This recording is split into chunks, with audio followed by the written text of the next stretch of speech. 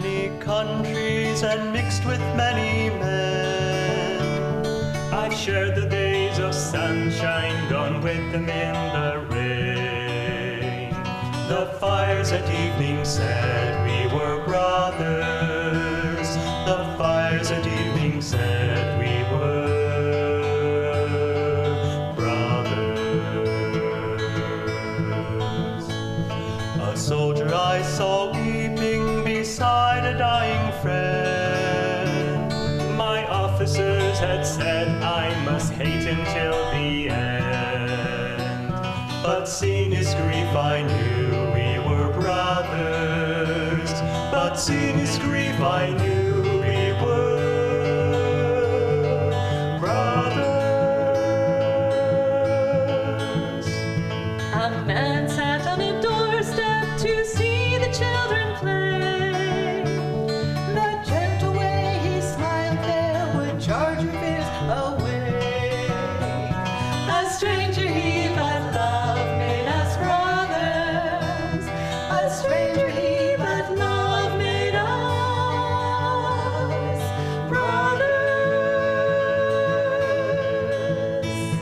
One day I climbed a mountain with friends of other lands. The words we used were different, but joy one understands. Our gladness in God's world made us brothers. Our gladness in God's world made us brothers. The words and customs vary like waves upon the sea. One life beneath the surface finds everyone to me. Who knows the truth knows all men as brothers.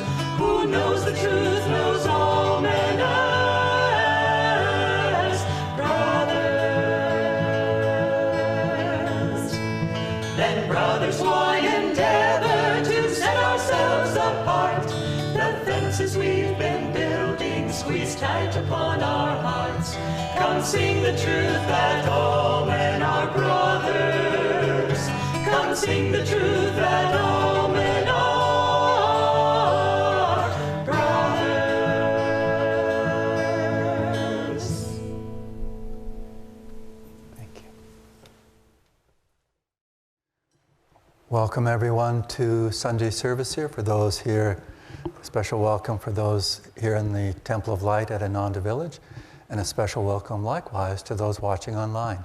I am Nayaswami Pranaba, and this is Nayaswami Parvati, and it's our joy to be with all of you. This reading is taken from Rays of the One Light by Swami Kriyananda with commentaries on the Bible and the Bhagavad Gita. This week's focus is, does God hide the truth? Truth is one and eternal. Realize oneness with it in your deathless self within. The following commentary is based on the teachings of Paramahansa Yogananda. In last week's reading, we saw that the great masters themselves counseled discretion in the dissemination of truth.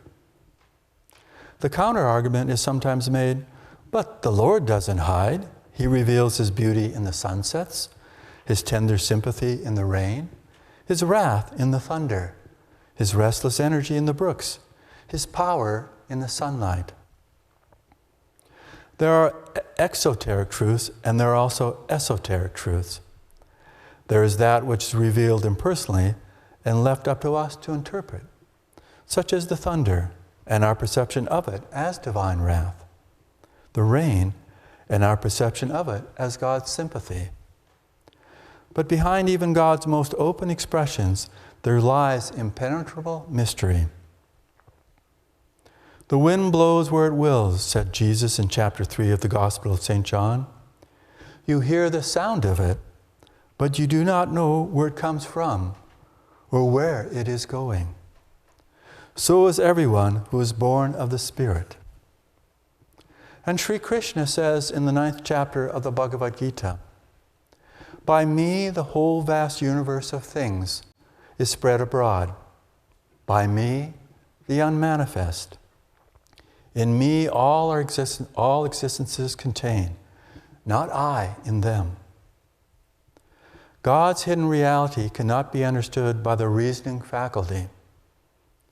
India's Shankya philosophy states frankly, Ishwar Ashita.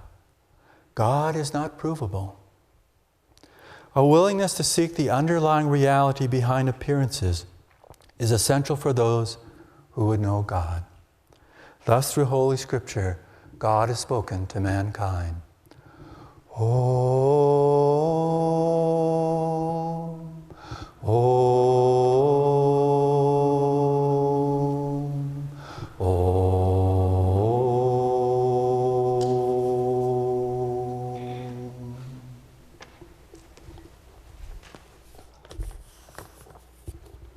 I also would like to welcome everyone, and I'll be reading from Whispers from Eternity, Yogananda's wonderful book of prayer demands.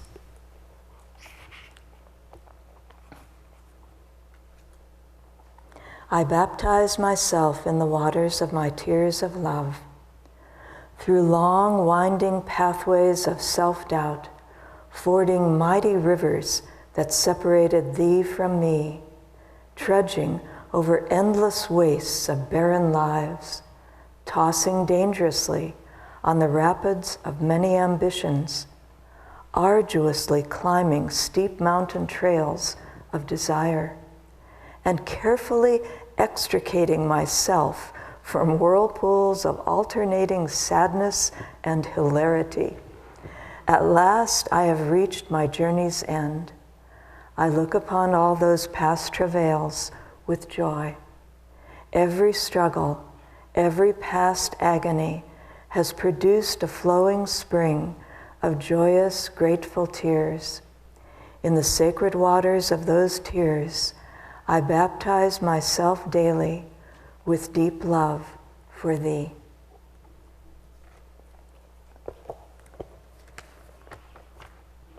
So, welcome everyone. It's so nice to be here, and I'm saying that because last weekend we were in Ananda, Los Angeles doing programs over a number of days. And I'd like to just describe that a little bit to you. Ananda, Los Angeles is doing very, very well. It was really a joy to be there and to spend time with the group there, the people there, everything. So we arrived on a Thursday. That evening we did a satsang in Thousand Oaks, which it's a small center 30 miles north of LA, which means it takes hours to get there. 30 miles is a long way in Los Angeles on those freeways, which are always packed. The next day, what did we do? We went to the beach, Friday. In fact, we went to a restaurant that we had gone to 3 years ago, the last time we were there. It's called Back to the Beach. And the restaurant is right on the sand, so you're sitting there. But it was wonderful. We had a lovely late breakfast with the core group there. So the spiritual directors are Narayan and Dharma Devi, and the rest of the core group is Michael Eob, who does Crystal Clarity, Lot with Crystal Clarity, which resides now in Los Angeles, and then Dharana and Prita. And each of those three are majorly involved and responsible for making a lot of what Ananda Los Angeles has going on happen. So it was really nice to spend time with them, and there's such a great deal of harmony there. It was really just a joy to be there and spend time with all of them, because they're so involved and so interested, and hopefully the three of them, Dharana, Prita, and Michael Eob, will be coming here in October for yoga teacher training course. So anyway, at least Prita will make it, but the others want to come as well. So you'll be able to meet them hopefully at that point. And then Friday evening, we had a satsang with the Ashram Residents. Now the way Ananda LA has evolved is that there's a house on one street, there's a house on the next street over, and the backyards are joined. And so they have this beautiful lawn there, and Dharma Devi and Narayan live in a tiny house there, and so it really does have the feeling of an ashram and a budding community. But it was very nice to do that. We did it outside on the lawn and just had a fun time talking with them. And then the next day was a Kriya retreat day. And so we did a class in the morning at the new center, which is beautiful, really, really lovely. It's a warehouse that they transformed into really a jewel. And it was very nice to be there. It hosts, one side is crystal clarity with the background. The warehouse is in the back. All of the books are there. You could drive a car into it if you needed to from the back. And then on the other side is the area where you walk into, the greeting area and a boutique area, and then the temple. And they have several bathrooms back in there as well. So anyway, it was just lovely to be there. We did a workshop in the morning for a couple of hours, and then they all went to Yogananda's crypt at Forest Lawn. So about 20 of them. And this was with Kriya Retreat Day in mind. And so they went and meditated and chanted and spent some time there, and then came back and had a special sadhana and all of that. And then that evening, Pranaba and I did the first in-person Kriya initiation that they've had in their new center because of COVID. You know, it's just been a long time. So anyway, and Dharma Devi and Narayan blessed with us. So it was a lovely time. And Dharana, who, as I said, is very involved, his oldest son, Liam, took Kriya for the first time that night. So it was just very nice. There were 5 new Kriya bonds, and about 35 people attended the Kriya ceremony, the initiation. The next day was Sunday service, much as today is, and it was lovely. There were about 40 people there, which is a really good crowd for them. And many people, there were a number of people that they hadn't seen in 4 years, 7 years that showed up. And anyway, it was just a lovely vibration and very nice way to be there and spend time with them. And then after that, they had planned what they called tea with Swamiji. But everyone was hungry. And so they overruled everybody else, overruled that idea, and we all went to lunch. And so we talked about, at Pranaba's, there were about 25 people, and it was a lovely big restaurant, very noisy, but really good food, all vegetarian. And so at Pranaba's table, they actually held him to telling stories of Swamiji. At my table, I was just talking with individuals from various places and people that some I hadn't seen in, 20 years. Rosemary Cameron, for anybody who remembers her. Anyway, it was just a very, very nice time. And we were able, again, several times to spend quality time with the core group there, which is doing a fabulous job. So they not only have the ashram houses and the center, but they also have a property of 80 acres in Temecula. And they're using that for retreats and programs in that way. So we'll most likely go back next year and go down to Temecula and do a program there. But I just wanted to let you know all of that because it's important to know that Ananda is really happening in these places. I emailed Narayan and Dharma Devi after the weekend and I said, thank you very much for being there and for drawing together people. In LA, it is not easy to draw people together. It's like any big Indian city, except not quite as packed, not quite as populated, but still, people are spread out all over. And where the center is fairly centrally located, but you have to get on a number of freeways to get there. But it just had a really nice vibration. People were there and they were very happy to be there.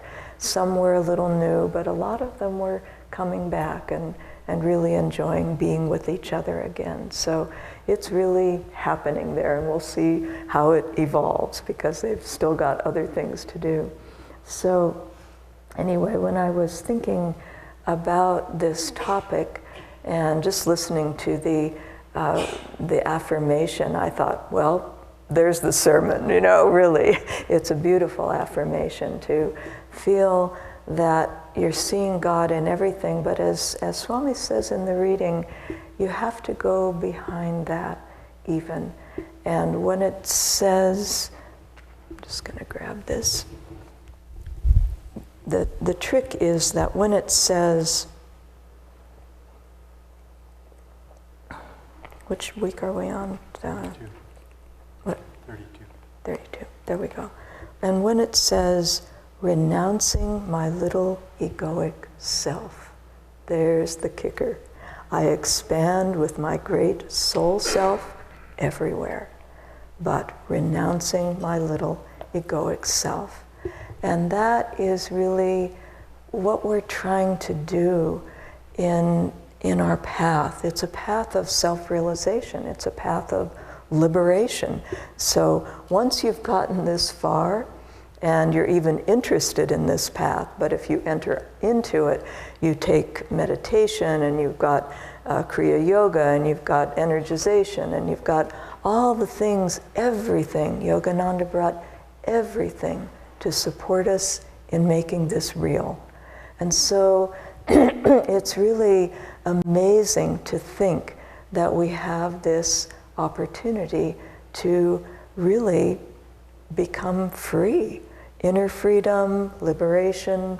But as you do that, I wanted to read a couple of things, because I got interested in remembering just how it was for Swami Kriyananda when he met Yogananda, what he went through. And I was reading The New Path and just enjoying not his pain, but what he went through, and when he met Yogananda and what happened there, how really, truly extraordinary it was that he appeared, bought the book in New York, read it in 3 days, waited one whole day before he got on a bus, went across the country, went first to Encinitas, because he didn't realize from reading the book that there was an organization, or that there was anything other than Encinitas, for whatever reason.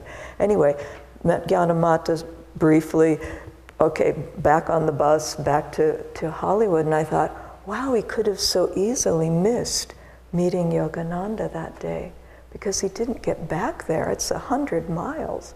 He didn't get back there until 3 p.m. in the afternoon, and then was told yet again, well, you can't see him for 2.5 months, and in the meantime, you can take the lessons. And, he's like, I really need to do this. And then he thought, maybe I'm not ready, which he said was a novel thought for him, because he'd always had everything going his way. And so he said, when he said that, he accepted what Gyanamata had said, blessed her, and then said, well, maybe I'm not ready, and let's just relax about this. He said, I knew in that moment that I was going to be accepted. And it was just an interesting energy shift there that is good for all of us to keep in mind as well. But then the woman came out just as he was about to leave at Hollywood Temple and said, since you've come so far, let me go and ask, Yogananda if he can see you. And then she came right back and said, he'll see you now. Poof! Wow. Swami didn't know anything. He just read the book and was totally enamored and captivated and just totally with it. And I wanted to actually read what he put in the New Path about his impression when he read the autobiography. He said, I read in the autobiography of intense love for God, such as I myself yearn to possess, of a relationship with Him more intimate, more dear than I had dared to imagine possible. And then he goes on to say, until reading the autobiography, Until now, I had supposed that a life of meditation might give me at best a little peace of mind. But here I discovered all at once that the fruit of the spiritual life is a love and bliss beyond imagination of expectancy. And so I wanted to read that because, one, I thought once again, what an amazing book the autobiography is, and that it's gone out into the world over the last 75 years to probably every country in the world, and many of the languages it's been translated into, but that it carries this message of light and of truth that's so clear and accessible. You can have this. You want it? You can have it. And then Master Yogananda brought all the ways to do it. And in the autobiography, he even describes Kriya Yoga in depth. And but it's just, we live in a just transformative time of great change. But this is part of the change too. It's about light. It's about soul expansion and really understanding what that means and how to do it. So anyway, that was something that I just wanted to highlight, because I thought, it's so easy to move along, and many of us here, people online as well, we're living the spiritual life, but you need to keep living the spiritual life. It isn't that you make the choice and then it's done and just kind of unfolds. No, it's called the battle of life, remember?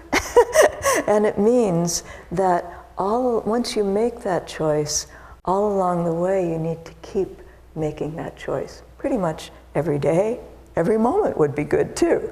But at any rate, that you really take that on. And I was thinking, and we talked about this in Los Angeles, because you see what people have to deal with. It's like the whole of the LA area, I don't know how many square miles it is vibrating, like this. The freeways are constantly packed. It doesn't matter, night and day. Where we stayed at the ashram house is right on 10. That's a major freeway. And it wasn't bad because it takes on just this kind of like Om, but at a lower level, in the background, but it's constant. Unlike Palo Alto, where you have trains ripping through every so often. That's a little more hard to deal with. But the constant hum is not too bad. So anyway, but just that we really either now have already done this, keep affirming this, or little by little make this happen, where the spiritual life is your life. It's not something that you add on and do periodically, like, oh yeah, I meditate, several times a day or a week or, whatever. No, the whole spiritual life, that becomes the center of your life. And then from that, all the little things that are pulling on your energy, you look at them and you say, you have a place from which to say, will this help me to grow spiritually by doing da-da-da? Will this help me to be able to practice Kriya Yoga better? Da-da-da, And so you have a way to kind of center yourself and your life. And really, without doing that, we're on the periphery. And we can say, yes, God is in the sun and in the flowers, and we can come at it from that level, but that's not what self-realization is about. Self-realization is about knowing in all parts of body, mind, and soul that you are now in possession of the kingdom of God, that you don't need to pray that it come to you, that God's omnipresence is your omnipresence, And all you need to do is improve your knowing. I love that last line. All you need, makes it accessible again, Yogananda. All you need to do is improve your knowing. And that's what you do the rest of your life, and for lifetimes after this if that's needed. But at any rate, that we engage fully. And why? Not because somebody's saying you should do this. We're not about dogma. We're not about proselytizing. Ananda and this path of self-realization, it's about joy. It's about bliss. It's about freedom. And so if you like those ideas and want that, then naturally you want to, and without, as Swami said one time to me, without stripping your gears, just make it happen. Really come at the path with that understanding, because it will give you fulfillment. It will give you everything you have ever wanted. Every little desire that pulls on your mind and, consciousness, none of them will give you that except the path to self-realization. And so we have that to do. And it is a battle, yeah, no doubt about it, because we're in duality. We're working from, this center and wanting to do that, and duality is always pulling on us, always, constantly. That's its job, very impersonal, but there it is happening. And so we have to be vigilant, be aware, be constantly reaffirming what our priorities are and what we want to do. The other thing that I wanted to highlight is something from the essence of the Bhagavad Gita, and it is the Bhagavad Gita, chapter 17, verse 25. And the verse itself is somewhat understandable, but basically I just wanted to highlight what it's getting at, because it's so important as we go along that we don't lose heart. And it's interesting, we say don't lose heart. We need heart, we need devotion, that's vital. Without devotion, you can't take one step on the spiritual path. You have to court that, you have to pray for it, you have to figure out how to make that a reality in your life. But this is a commentary that Swami Kriyananda wrote, and when I read it, I was just very struck by it. One, he says, whatever gifts of higher truth you get and inspiration, you want to give those back to the Guru. So in meditation, if you receive inspiration, you give it back to the Guru for 3 reasons. To receive still further enlightenment. So you don't say, oh, mine, I got that experience, woo. You give it back to the Guru. So to receive further enlightenment. To correct any error in understanding that you might have had about it. And lastly, with eternal gratitude to Him from whom the enlightenment has come. So that's part of it. But the second part was the part that really struck me. And it's about the desire for results. Because this naturally comes into your mind if you've been on the path 5 years, 10, 15, 20, half a century, whatever. It's like, where are those results? Am I doing things right? And this is what he says in a nutshell. Not to desire results does not mean not to desire enlightenment. So results are different from enlightenment.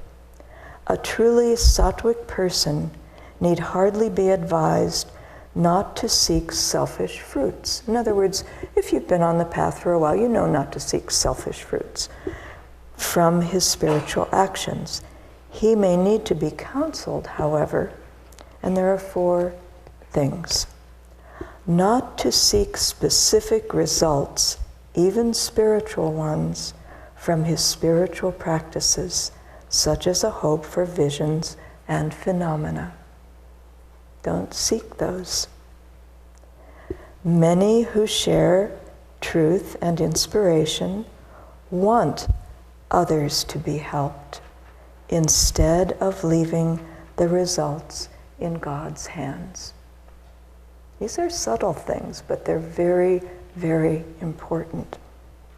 3, they want, this is us, we want some outward manifestation of the Guru's pleasure or love for them, a very difficult thing to surrender. And 4, many who practice austerities want, quite rightly and understandably, to see some inner consequences of their practices. And this is how he ends this.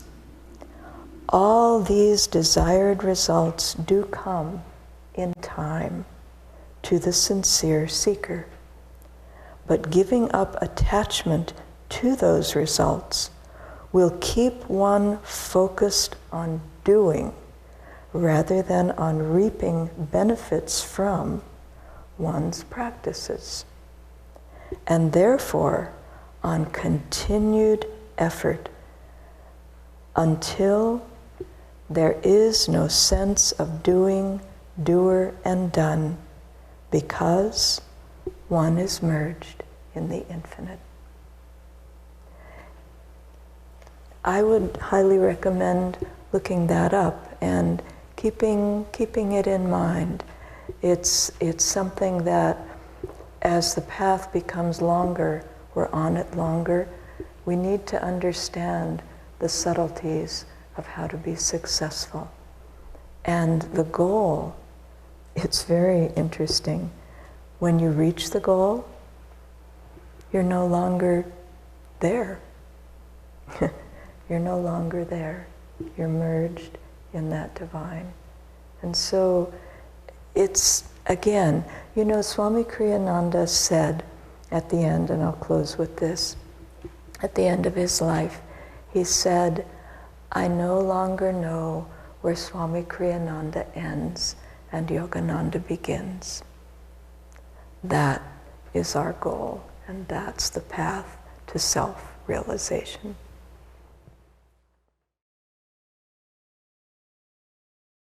This is a mystical love song called Where Has My Love Gone? It expresses the search for God and the yearning for Divine Mother's love.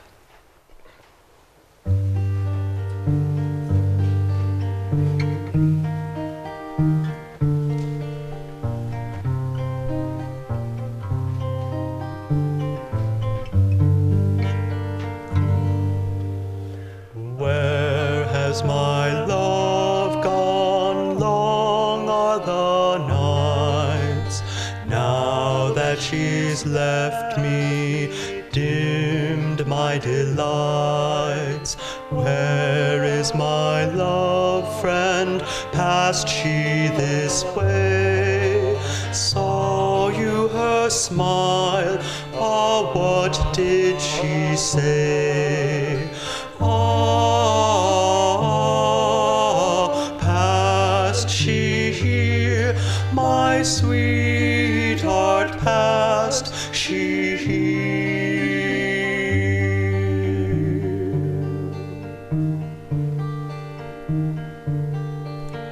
Sweet was her promise when first we met. Whispers of heaven made me forget heartaches and labors, earth-searing pain. Rest now, she said, you found love again. Ah, passed she here? My sweetheart, passed she here?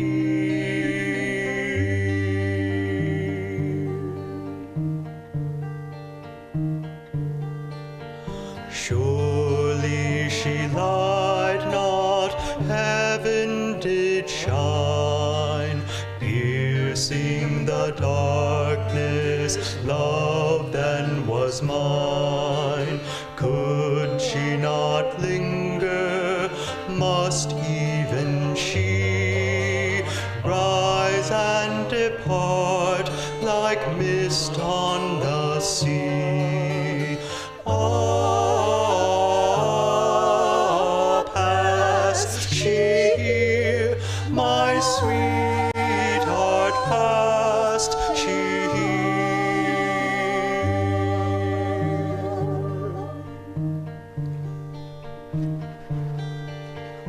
Life's made of dreams, friend, dreams that must break, quickly dispersing when we awake. Strange that when love calls, memory stays, crying across the tides of our days.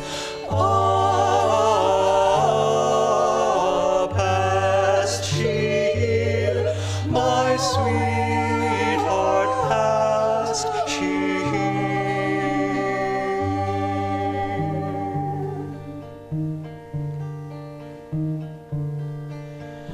there by my bed she left me a note. Can you explain these words that she wrote? Seek me, she said, love out on the sea. Boundless the reaches of true love must be.